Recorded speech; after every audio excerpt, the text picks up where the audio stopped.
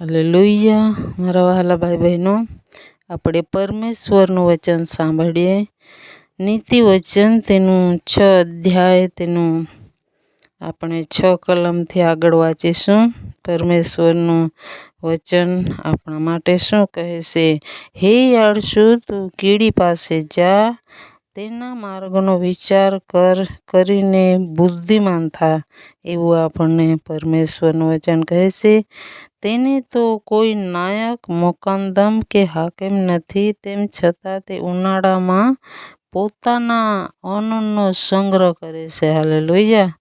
એવી રીતના પરમેશ્વરનું વચન આપણને કહે છે અને કાપણીની મોસમમાં પોતાનો ખોરાક ભરી રાખે છે. તો મારા વહાલા ભાઈ બહેનો, આપણે પણ આળસ નહીં કરીએ, કેમ કે આળસુને કંઈ મળતું નથી, કશું નાણું મળશે નહીં. ઘણી મોટી મોટી આશા રાખશે, એ વસ્તુ તેને મળશે નહીં. હાલેલુયા.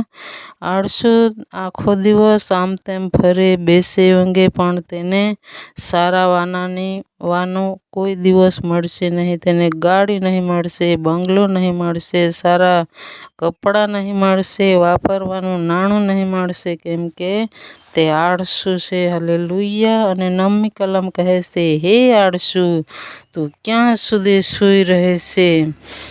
ક્યારે તું નિંદ્રામાંથી ઉઠશે? એવું વચન કહે છે. હે આળસુ, તું ક્યાં સુધી સૂઈ રહેશે? દેવનું વચન છે. માટે આપણે આળસાઈ નબળાઈ કરવાની નથી, પણ પરમેશ્વરનું કામ કરતા રહેવાનું છે. ઘરનું કામ, ખેતીનું કામ, જે કોઈ નોકરીનું કામ, જે કોઈ હોય તે આપણે કરતું રહેવાનું છે. હાલેલુયા.